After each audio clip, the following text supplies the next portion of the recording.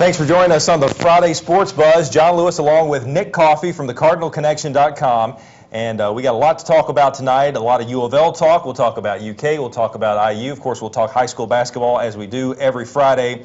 And we want to get you in on the show tonight. You can call our Goomer & Company buzz line, 964-2121, 964-2121 here at our iTech studios. And Nick, your site, thecardinalconnection.com, tell us a little bit about it and how you got started with that. I don't really know how I got started. I've been doing it for, it seems like I've been doing it for 10 years, but It actually hasn't even been 2 years. But it's a blog site I started just kind of out of nowhere. I wanted to give my perspective on Louisville athletics and whatnot, and it's actually kind of blew up out of nowhere in the past year or so. I got my own radio show now with on 1450 The Sports Buzz.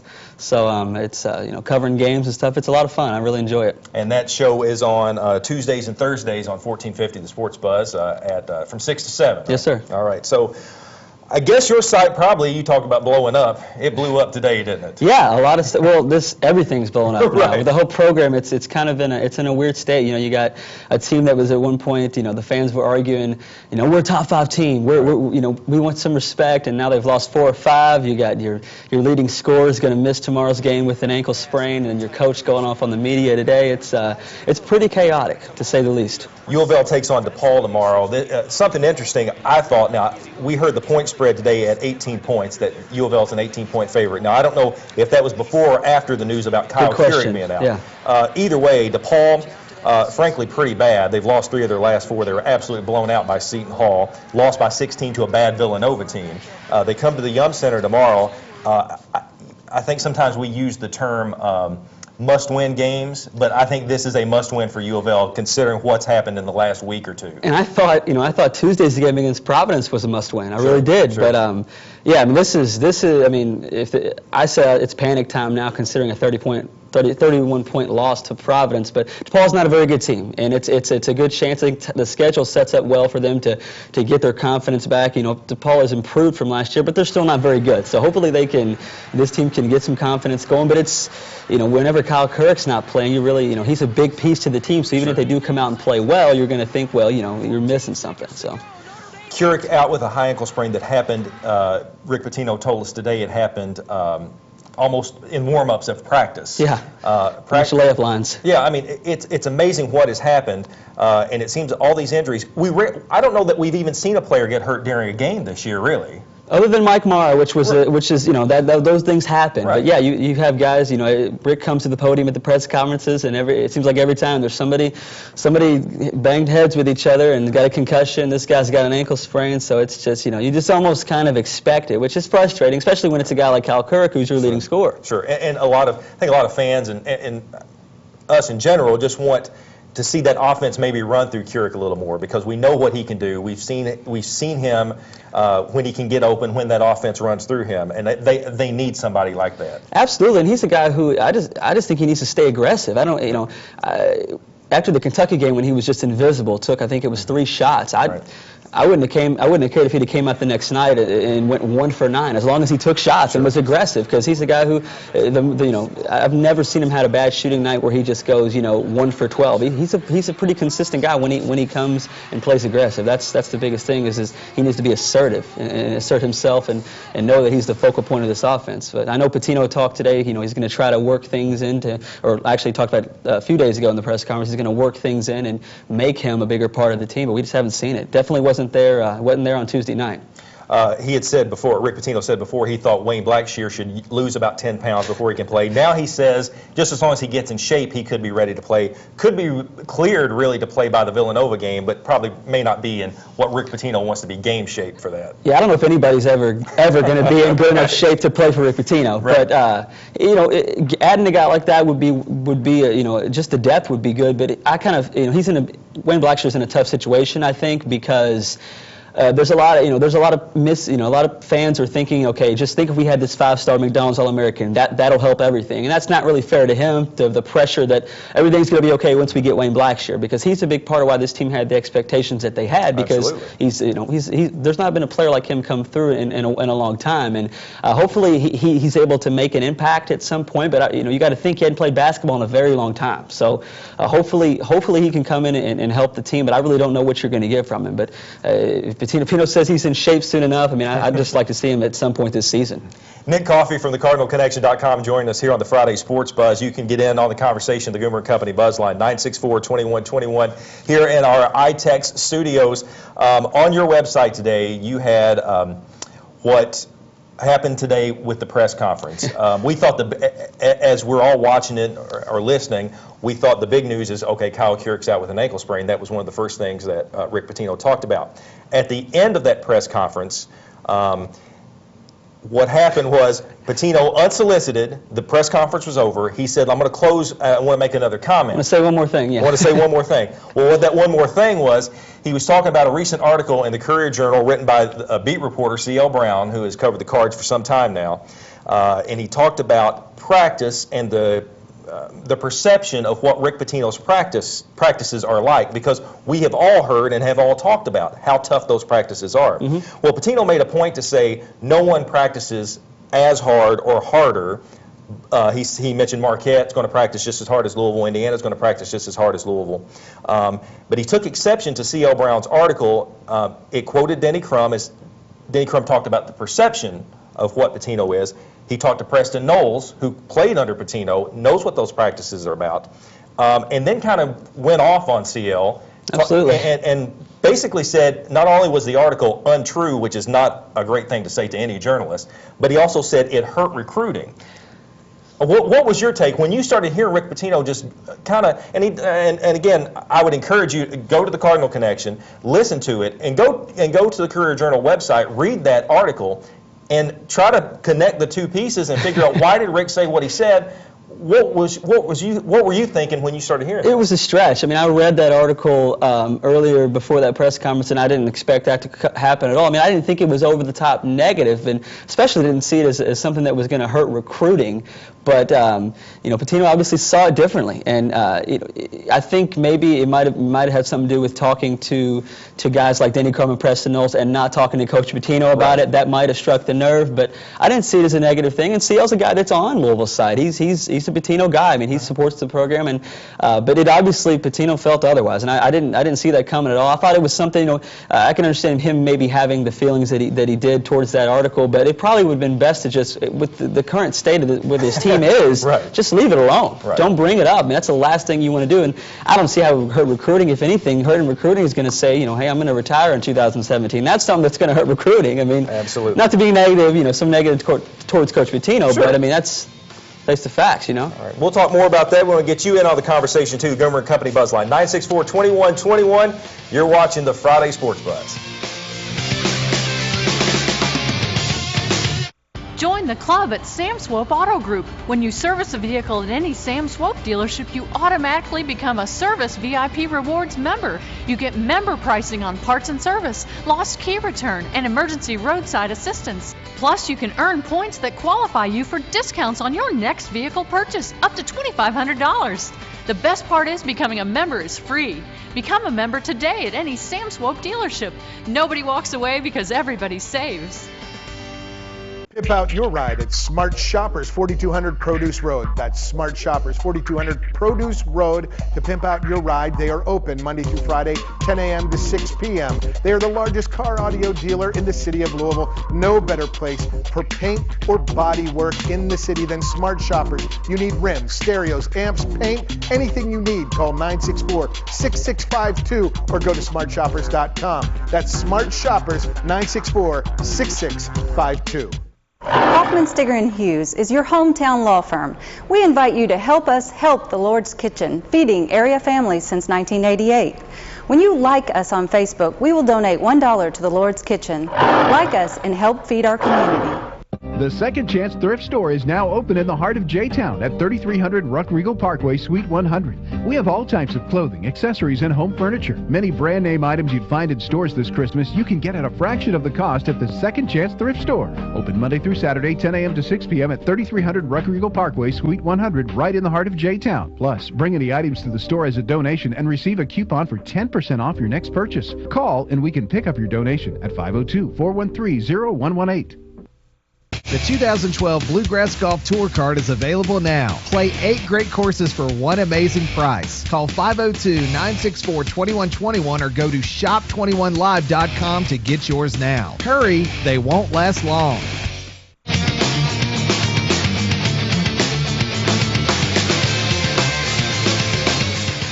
Thanks for staying with us here on the Friday Sports Buzz. John Lewis along with Nick Coffey from the CardinalConnect.com, and you can hear his radio show every Tuesday and Thursday. He and Rob Jones on 1450, the Sports Buzz on Tuesday, Thursdays from 6 to 7. The big talk today has been about U of L, and Handsome Jimmy, we got him on the line. He's on the Goomer & Company Buzz line. Jimmy, you and I talked a lot about this today. In fact, that pretty much dominated our show this afternoon.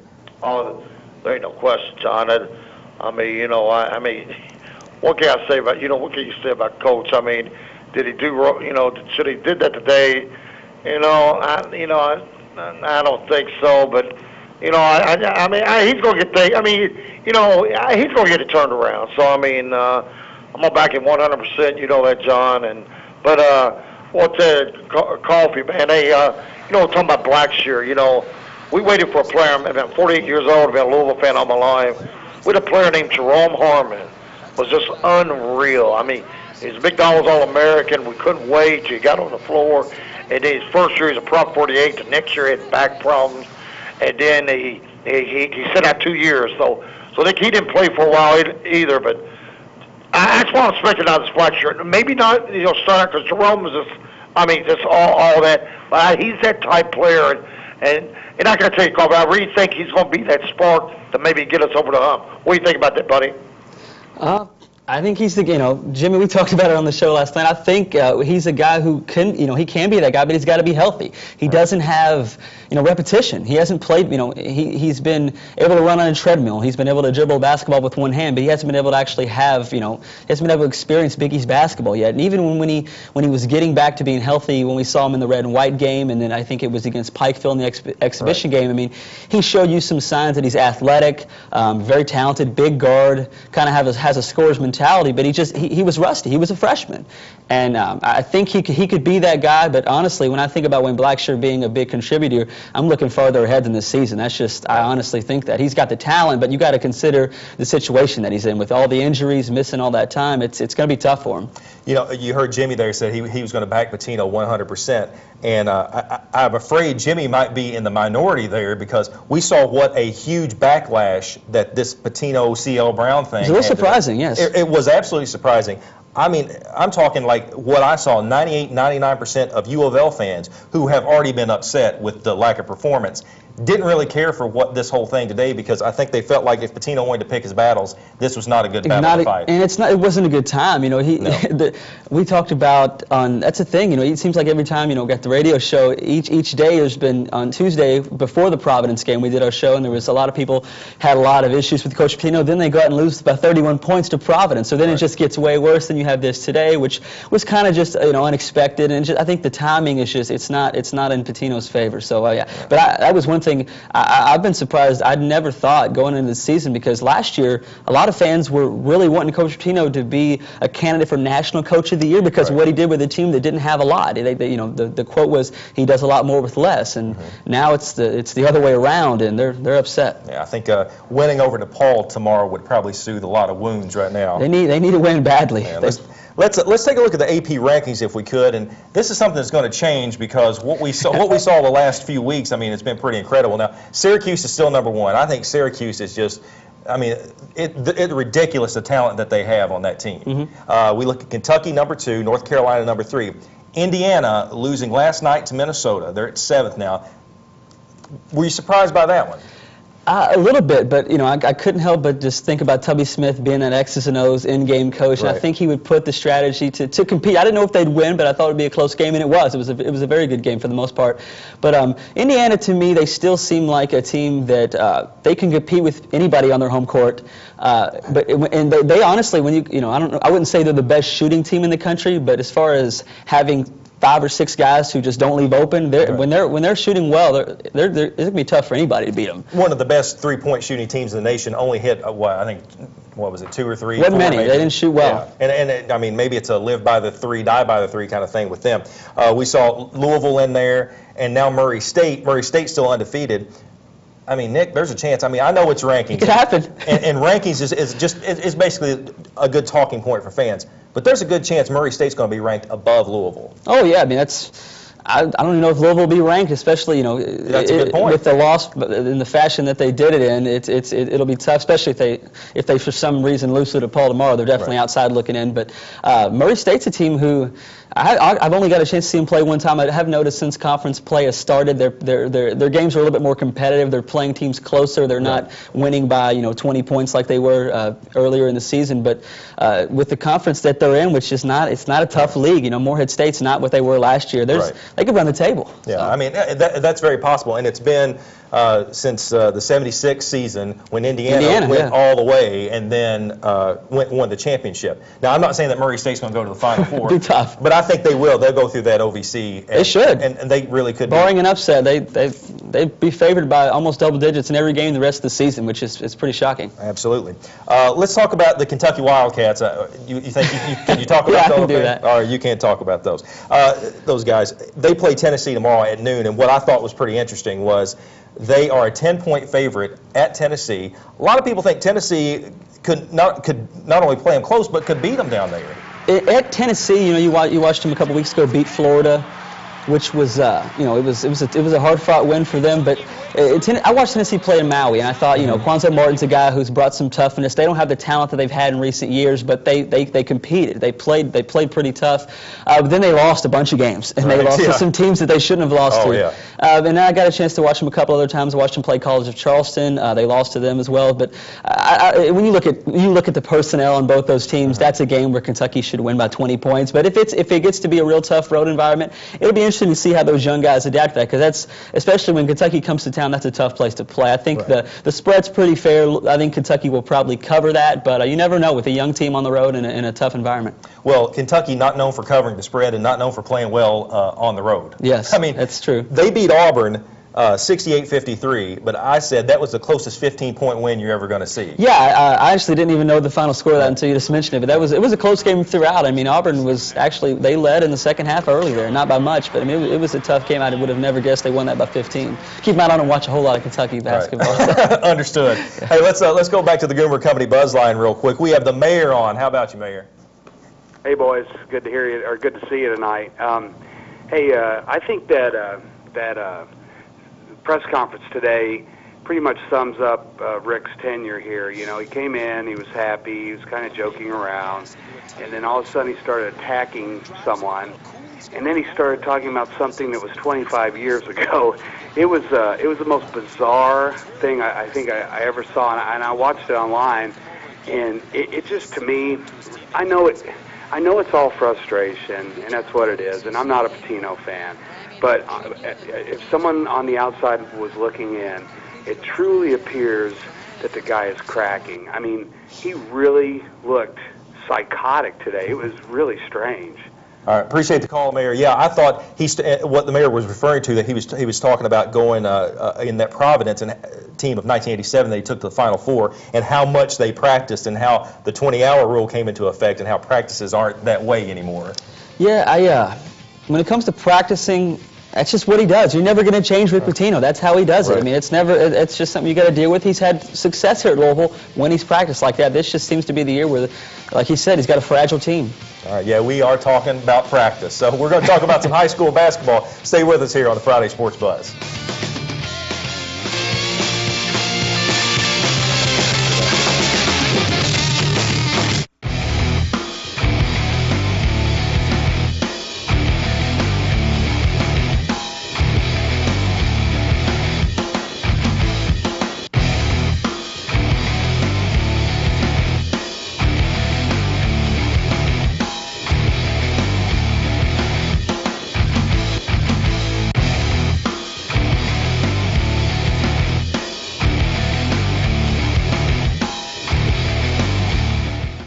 Hi, I'm Jim Weeks. At MaxCare, no project is too big.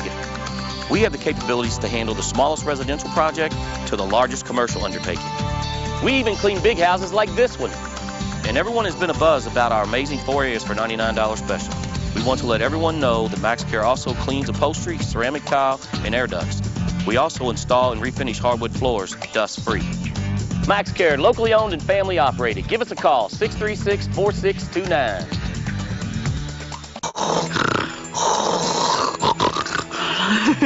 I mean, it was so bad I would wake myself up. I've tried everything. Estimates suggest that as many as 73 million people in the U.S. have a snoring problem. What a shame, when the solution is so easy. Pure Sleep. Co-inventor Dr. Douglas Fenton explains how Pure Sleep works. Snoring occurs when your airway relaxes and the tissue in your throat vibrates.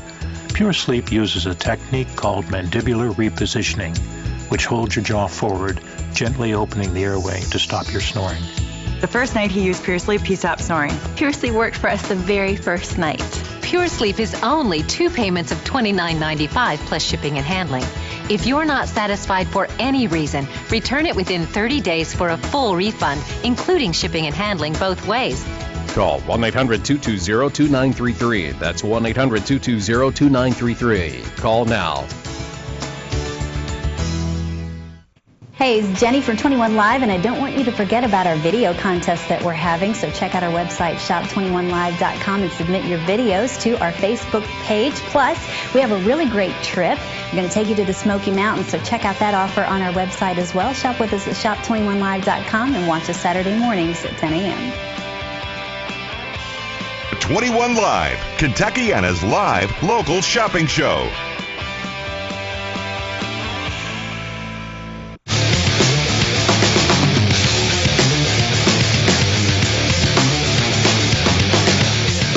Thanks again for staying with us here on the Friday Sports Buzz. John Lewis along with Nick Coffey from the CardinalConnect.com. You can check out that website, all things U of L Cardinals, and also hear his radio show on Tuesdays and Thursdays on 1450 from 6 to 7 p.m. Let's get you caught up on the boys LIT. A lot of great talent up at Bellarmine. They were playing tonight up there. Moore and Manuel in a good one up to get things started here. If we can take a look at some of the highlights there, we saw Mikhail McKay, Jamon Sanford, both had 17 points, and Moore, I mean, they're having a tremendous season right now. They win that one 73-71. Number one Trinity continues, Nick, to look like number one. They had a big 68-44 win over Eastern tonight. That's a good team, and the thing about this year's Trinity's team is a lot of Louisville high schools. They have one really good player that's a prospect that can go to the next level, and teams like Trinity and Bullitt East, they have 2 or 3 guys apiece that can play at the next level. There's a lot of Louisville teams here locally have a lot of depth, which you don't see a lot. But yeah, Trinity is they're going to be tough to beat. Yeah, Charles Foster 16 points tonight. Darrell Hicks, James Quick both had 13 to lead the Shamrocks in that 68-44 win. J-Town PRP up really big on J-Town. J-Town makes a tremendous comeback. Desmond Dorsey, a guy that getting a lot of attention. Yeah. He came up big. DeAndre Holt had 25 points. Dorsey had 23, 7 rebounds. Not too bad. No, not at all. That seemed like that was the game of the night. A lot of people expected the later games to be more, I guess, the marquee matchups, but the game just didn't disappoint at all. Yeah, and so good win there for J-Town. Now, we were kind of surprised. How about Bullitt East? I mean, Bullitt East has been getting a lot of pub recently, and for good reason. Good team. They're a really good team. I did not expect that score at all. I actually thought Bullitt East would win that game. They've got obviously Derek Willis is a guy everybody knows about, but he's not the only guy on that team that's very good. Rusty Troutman, Trey Rakes are both very good players. I just kind of thought with Bullitt East's depth they'd be able to pull it out, but obviously that wasn't the case. And Ballard's a good team as well, but I just think they're pretty young. I thought they would struggle this year a little bit without Devontae Parker, but they've played pretty well. Yeah, they played well tonight, winning 73-55 over Bullitt East. Levon Holland leading them with 20 points. Let's go back to the Goomer & Company Buzz line, and we have Kenny on the line. Hey, Kenny. Hey, how you guys doing? Good. Hey, Nick Coffey, Kenny Asay. Don't want to tell you first off, you look tremendous on TV. Second off is, as a diehard Louisville fan, I know you are, I am myself as well. I think we always are quick to judge Rick Pitino and get tough on him, and I mean he normally loses a couple games he shouldn't lose early in the season. But can we agree that I know obviously here lately it's been a little rough during tournament time, but I mean generally, like you mentioned earlier, he does a lot with the little talent that he has had compared to other programs like Kentucky and everything as well. I mean I'm not really harsh on Pitino. I think we're going to be fine by season's end, but I want to get your thoughts on how you feel about Pitino, preparation for the tournament, how you feel that will go along as the season progresses. I still think Pitino is a great basketball coach, and I do think he gets a lot with less. And I think guys like Kyle Kirk, there's a lot, not just Kirk, but Russ Smith, guys like that, they wouldn't have the success that they've had at other programs. He does a lot with less, but then there's room for criticism with what he's done. But I'm still confident he's a great coach, and I think it's fair to panic at this point because nobody expected the season to be where it is right now. I mean, This is a preseason top 10 team. And you bring almost everything back outside of Preston Knowles and Terrence Jennings, and it's a thing. You win these next 3 games in a convincing fashion. Fan base is completely turned around. It's on the other way out. But like I said, a lot of fans last year thought Rick Pitino had his best year as a coach here at Louisville with what he did with less. And now you don't forget how to be a great coach in just one season. I'm confident in Pitino. I think he knows this team better than other people. But a lot of people, everybody thinks they know something that Coach Pitino doesn't know. They want to throw something out there. Well, hey, Zach Price and Angel Nunez should be playing more minutes. Why they just think that's the answer. And trust me, Rick sees these guys in practice every day. He knows more about basketball than any of us will. And that's just a fact of the matter. No, I don't think anybody can question that he's not still a good coach. I just think they question the timing of all this, especially after the team looked like, frankly, they looked like they quit early in that Providence game. And then his demeanor following that game, and I guess what happened today, it just looks bad, but get a few wins, and that's nobody remembers that. It's all about you win, and it doesn't matter. Winning solves a lot of problems. Absolutely. They play DePaul. Again, they're a big favorite over DePaul tomorrow. Tough games. They play at Marquette and at Pittsburgh, although Pittsburgh has completely fallen off the map. Come back home against Villanova and then wrap up January at Seton Hall. Seton Hall, another team that has looked a lot better under Kevin Willard. And it's funny, you talk about Marquette, Villanova, and Pittsburgh, those are the next 3 games in the schedule. Any other year, that sounds like the toughest stretch of your schedule. Not so much this year. Marquette's is having a good year. Villanova's down a little bit. Pittsburgh is a train wreck right now. So boy, they are. They've got a chance to get the ball rolling with those 3 games. But it's a quick turnaround. It'd be interesting for me to see how they go up and play against Marquette. The last time they played at Marquette a couple years ago, they lost by 20-plus points. And it's a quick turnaround. They play Saturday at 4, then they got a 3:30 p.m. game on Monday. Yeah, so we're talking 46 hours from tip-off to tip-off. It'll be definitely a really quick turnaround. It'd be interesting to see how they react to that. All right, let's switch gears a little bit. Talk about it's another playoff weekend in the NFL. NFL predictions. Are your Super Bowl teams still alive right now? No, I'm a Colts fan, so my season's been gone for a long time. But the only team I've heard about this week, it seems like it's been the Broncos and the Patriots. But I guess if I had to pick a team to roll with now, it'd probably be the Saints, just because Drew Brees is rolling. He's been playing really well. He's been on fire the last couple months here, so I think I'm going to roll with them. But it'll be a tough game. And you look at them going up against the Niners, who Harbaugh's going to have that team fired up. He's the motivator. But I think the Saints are going to be a tough team to beat. All right, so Houston and Baltimore, they're AFC. You're picking that one. I think Baltimore's experience will be too much for Houston. Houston's got some talent. Arian Foster's playing well. But when you look at Baltimore, they've been there a lot of times, and they've got the experience. They've got a very, very tough defense. I think Baltimore will probably win that game. All right, and you're going to pick the Broncos? Is that what you're telling me, over the Patriots? I'm doing it. Tebow. Right. You're going with Tebow time. Boy, you better be glad we're running out of time right now. All right, Nick Coffey from the Cardinal Connect, CardinalConnect.com. Check him out there. Check him out on 1450. Thank you for checking us out on the Friday Sports Buzz.